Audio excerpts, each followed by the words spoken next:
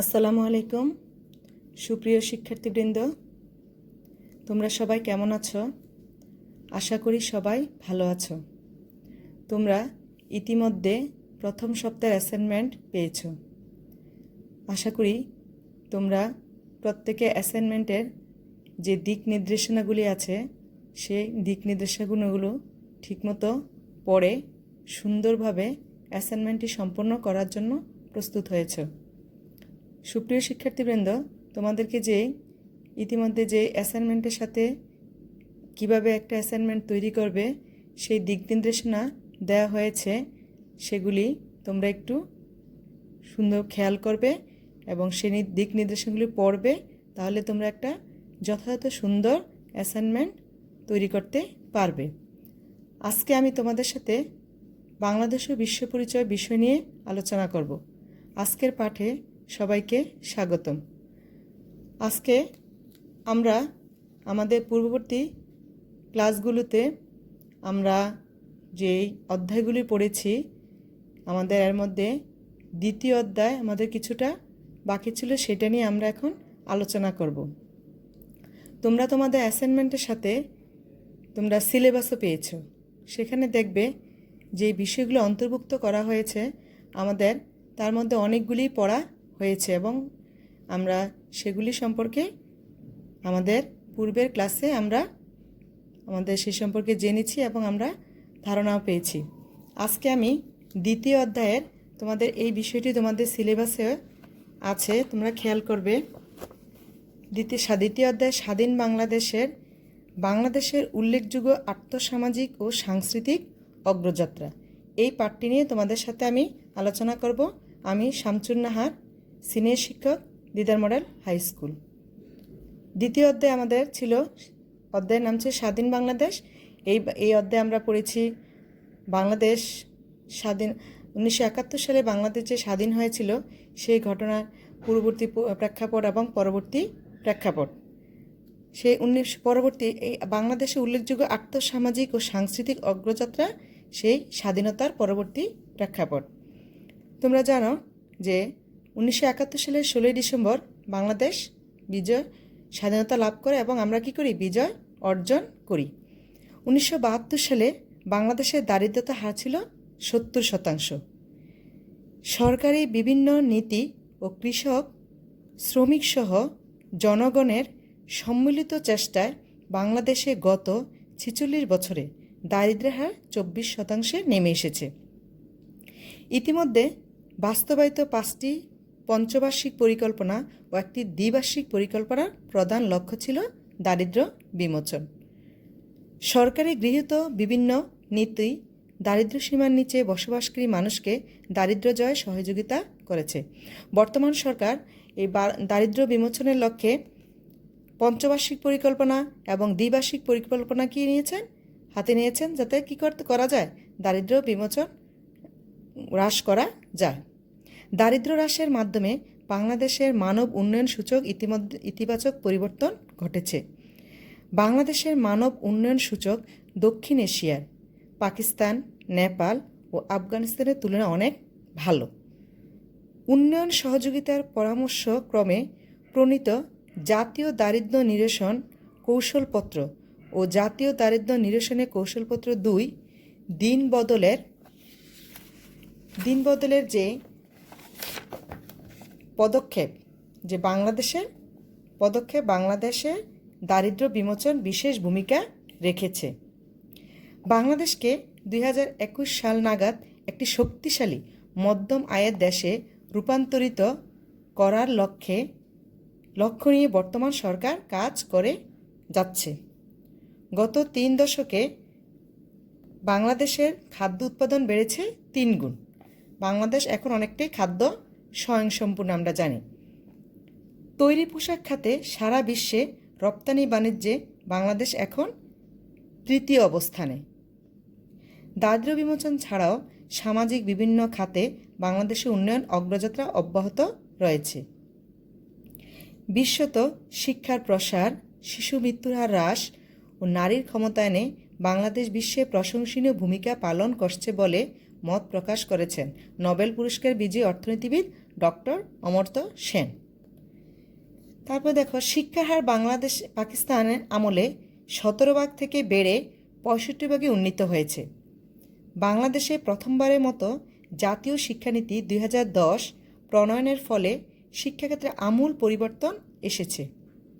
সৃজনশীল পদ্ধতির মূল্যায়ন ব্যবস্থা, শিক্ষাক্ষেত্রে তথ্য প্রযুক্তির ব্যবহার, শিক্ষাক্রম উন্নয়ন ও নতুন পাঠ্যপুস্তক প্রণয়ন, প্রাথমিক ও মাধ্যমিক শিক্ষায় বিনামূল্যে পাঠ্যপুস্তক বিতরণ, শিক্ষক প্রশিক্ষণ প্রভৃতি বাংলাদেশের শিক্ষা ব্যবস্থার ব্যাপক পরিবর্তন এনেছে। স্কুলে শিক্ষার্থী ভর্তি ও বিভিন্ন পাবলিক পরীক্ষায় পাশের হার অনেক বেড়েছে। শিক্ষার্থী ঝরে পড়ার হার কমেছে ও শ্রেণীতে নারী শিক্ষার্থীর উপস্থিতির হার বেড়েছে। এছাড়া একীভূতি শিক্ষা, যেটাকে আমরা কি বলি, ইনক্লুসিভ এডুকেশন, একীভূতি শিক্ষা গ্রহণ করার ফলে সবার জন্য শিক্ষা কার্যক্রম সফল পেয়েছে, যার ফলে ভিশন 2021 মানে 2021 এর লক্ষ্যমাত্রা অর্জনে সরকার এগিয়ে যাচ্ছে। নারীর ক্ষমতায়ন ও স্বাস্থ্য রক্ষায় বাংলাদেশ সরকারের গৃহীত কিছু গুরুত্বপূর্ণ কার্যক্রম হল মাতৃকালীন ভাতা প্রদান, টিকাদান, দুস্থ নারীদের সহায়তা প্রকল্প, নারী শিক্ষা বিস্তারে উপবৃত্তি প্রদান ইত্যাদি। এগুলো হচ্ছে কি নারীর ক্ষমতায়ন ও স্বাস্থ্য রক্ষায় বাংলাদেশ সরকারের কিছু গুরুত্বপূর্ণ পদক্ষেপ। এইসব পদক্ষেপ নারীর সার্বিক উন্নয়নে ইতিবাচক প্রভাব রেখেছে। 2011-12 অর্থ বছরে 1,12,000 প্রসূতি নারীকে অনুদান দেওয়া হয়।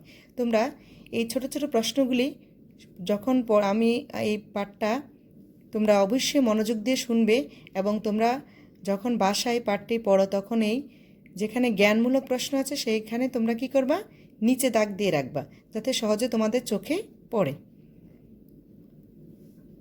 সামাজিক নিরাপত্তা বেষ্টনীর আওতায় 2010-11 অর্থবছর থেকে শহরাঞ্চলে কর্মজীবী মায়েরা ল্যাকটেটিং মাদার সহায়তা তহবিল থেকে অর্থ সাহায্য পাচ্ছেন। তাহলে সেটা কত? 2010-11 অর্থবছর থেকে শহরাঞ্চলের কর্মজীবী মায়েরা তাদের একটা তহবিল গঠন করা হয়েছে তাদের জন্য।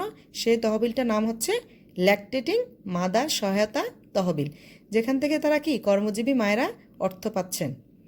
নারীর প্রতি পারিবারিক সহিংসতা প্রতিরোধে 2010 সালে প্রণীত হচ্ছে পারিবারিক সহিংসতা প্রতিরোধ ও সুরক্ষা আইন, যেখানে নারীদের ইপটিজিং, বিভিন্ন নারীদের প্রতি অসহমূলক বা অসহজনীয় কোনো কার্যক্রম সেগুলি বন্ধ করার জন্য কি নারীর প্রতি সহিংসতা, পারিবারিক সহিংসতা কি প্রতিরোধে একটা আইন প্রণয়ন করা হয়েছে।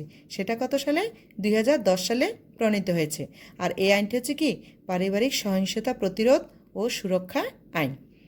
নারীর ক্ষমতা ও অধিকার প্রতিষ্ঠায় এই আইনের গুরুত্বপূর্ণ ভূমিকা রয়েছে।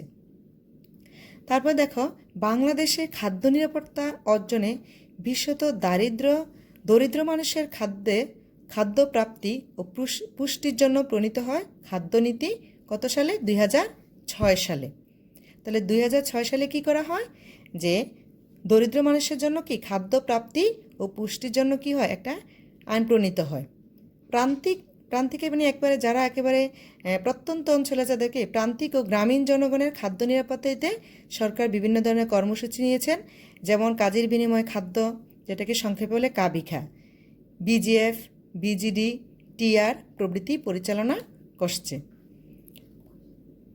এইসব কর্মসূচির মাধ্যমে সরকার বছরে প্রায় 20 লক্ষ টন চাল দুস্থ, নিরন্ন, প্রতিবন্ধী শ্রমিকদের সরবরাহ করে। তাহলে কত বছরে প্রায় কত? 20 লাখ টন চাল কাদের মধ্যে বিতরণ করেন? দুস্থ, নিরন্ন, প্রতিবন্ধী শ্রমিকদের জন্য। এছাড়া পরিবেশ ও দুর্যোগ মোকাবেলা বিষয়ক বিভিন্ন কার্যক্রম ও পদক্ষেপ গ্রহণ করার ফলে সরকার ইতিমধ্যে প্রশংসা অর্জন করেছে। শিশুদের জন্য সুরক্ষা তাদের জীবন বিকাশে সরকার কি করেছেন? 2011 সালে একটা আইন প্রণয়ন করেছেন। সে আইনটা হচ্ছে কি, সে আইনটার নাম হচ্ছে জাতীয় শিশু নীতি। কত সালে? 2011 সালে শিশুদের জন্য একটা আইন প্রণয়ন করা হয়। কি বলা হয়েছে? সে আইনে 18 বছর কম বয়সী সকল ব্যক্তি এই নীতি অনুযায়ী শিশু। তাহলে আমরা কাদের শিশু বলবো? যারা 18 বছরের নিচে আছে, নিচে যাদের বয়স তাদেরকে সবাইকে কি বলা হবে? শিশু বলা হবে। জবরদস্তিমূলক ভারী ও ঝুঁকিপূর্ণ কাজে শিশুদের ব্যবহার এই নীতিতে কঠোরভাবে নিষিদ্ধ ঘোষণা করা হয়েছে। মানে যে নীতি শিশুশ্রম বন্ধ করা একটা কি বা শিশুশ্রম যাতে প্রতিরোধ করা যায় এজন্য কি করা হয়েছে, একটা আইন তৈরি করা হয়েছে। পথ শিশু ও বিপদগামী শিশুদের বিকাশে পৃথক ব্যবস্থা রাখার কথা বলা হয়েছে। সাংস্কৃতিক অগ্রযাত্রা, আমাদের এই পাঠটা কি ছিল, যে বাংলাদেশের কি উল্লেখযোগ্য আর্থসামাজিক ও সাংস্কৃতিক যে উন্নয়ন। তাহলে আমরা এবার আসি সাংস্কৃতিক, যে সাংস্কৃতিক অগ্রযাত্রা বাংলাদেশ কি পিছিয়ে নেই। মাতৃভাষা বাংলা আজ আন্তর্জাতিক মাতৃভাষায় মর্যাদা পেয়েছে। আমরা জানি যে 1952 সালে যে কি ভাষার জন্য যে কি হয়েছিল, যে সংগ্রাম হয়েছিল, সে দাবি প্রতিষ্ঠায় আগে ছিল কি 21শে ফেব্রুয়ারি ছিল শহীদ দিবস, এখন সেটা কি হয়েছে আন্তর্জাতিক মাতৃভাষা দিবস। আর এই আন্তর্জাতিক মাতৃভাষা বাংলা আজ কি আন্তর্জাতিকভাবে কি হয়েছে, মাতৃভাষায় মর্যাদা পেয়েছে। আশা করা যায় অদূর ভবিষ্যতে বাংলা ভাষা জাতিসংঘের দাপ্তরিক ভাষায় পরিণত হবে। 1952 সালে 21শে ফেব্রুয়ারি যে বাংলা ভাষা রাষ্ট্রীয় স্বীকৃতির জন্য এই দেশের ছাত্র ও সাধারণ মানুষ রক্ত দিয়েছিল, আজ সেই দিনটি আন্তর্জাতিক মাতৃভাষা দিবস হিসেবে জাতিসংঘ স্বীকৃত।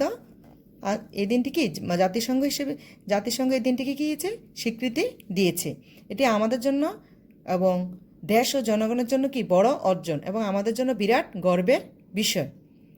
বাংলাদেশে বাংলা নববর্ষ বরণ উদযাপনে যে মঙ্গল শোভাযাত্রা আয়োজন করা হয় তা ইনট্যাঞ্জিবল হেরিটেজ হিসেবে ইউনেস্কোর বিশ্ব সাংস্কৃতিক ঐতিহ্যের তালিকায় স্থান পেয়েছে।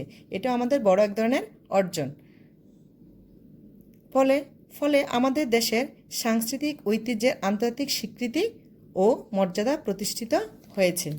তাহলে এখন এই পাঠে আমরা কি জানলাম, যে আমাদের দেশে যে 1972 সালে স্বাধীনতার পরবর্তী যে আমাদের দেশে যে অগ্রগতি যে এবং অগ্রযাত্রা, বাংলাদেশের যে উল্লেখযোগ্য আর্থসামাজিক ও সাংস্কৃতিক যে অগ্রযাত্রা, এই পাঠে আমরা তা জানলাম।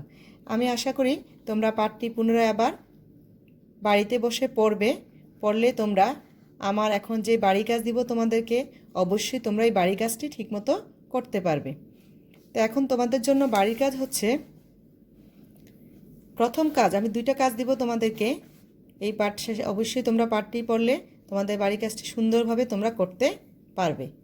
প্রথম কাজটি হচ্ছে তোমাদের সামাজিক নিরাপত্তা কর্মসূচির তালিকা তৈরি করো। যে সরকারের যে সামাজিক নিরাপত্তা বিষয়ক যে কর্মসূচি আছে সেই তুমি পড়ে সেখান থেকে একটা কী করবে, তালিকা তৈরি করবে। দ্বিতীয় কাজ হচ্ছে তোমার বাংলাদেশ সরকারের উল্লেখযোগ্য আর্থসামাজিক ও সাংস্কৃতিক কর্মকাণ্ডের সাথে ভিশন 2011 এই লক্ষ্যমাত্রা অর্জনের যোগসূত্র স্থাপন করো।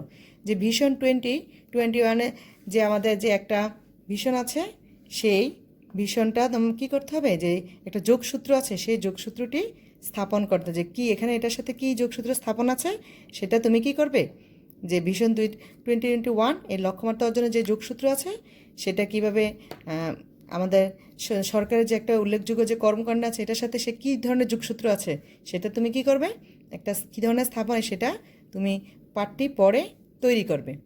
তো আশা করি সুপ্রিয় শিক্ষার্থীবৃন্দ তোমরা পাঠটি বুঝতে পেরেছ। আজকের মতো এখানেই সমাপ্তি ঘোষণা করছি। সবাই ভালো থাকবে, সুস্থ থাকবে, নিরাপদে থাকবে। আল্লাহ হাফেজ।